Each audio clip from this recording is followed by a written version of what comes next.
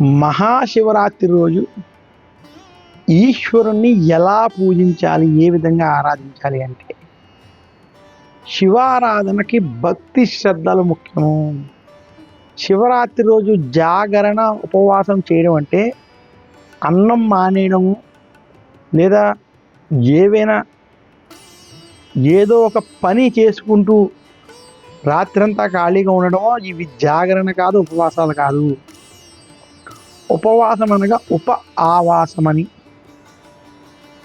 మీరు శివనామస్మరణ చేసుకుంటూ మీరు ఏ పని చేసినా ఈశ్వరుడిని దృష్టిలో పెట్టుకుని చేస్తున్నాననేటువంటి భక్తి భావనతోటి ఉండాలి. ఆ రోజు ఉదయం నుంచి సాయంత్రం వరకు కూడా ఇంట్లో శివారాధన, ఈశ్వరాభిషేకాలు వంటివి ఆచరించుకుంటూ, రాత్రి సమయంలో కూడా శివనామస్మరణ వంటివి చేసుకుంటూ, శివుడి కోసం జపం వంటివి, తపం వంటివి, ధ్యానం వంటివి కూడా ఆచరించడం శివరాత్రి రోజు దాగున్నటువంటి రహస్యము. ఎవరైతే సిద్ధి పొంది ఉన్నారు, మంత్రోపదేశం పొంది ఉన్నారు, ఎవరైతే గురువుల ద్వారా ఉపదేశం వంటి పొంది ఉన్నారో అటువంటి వారికి శివరాత్రి ఒక అద్భుతమైనటువంటి అవకాశం.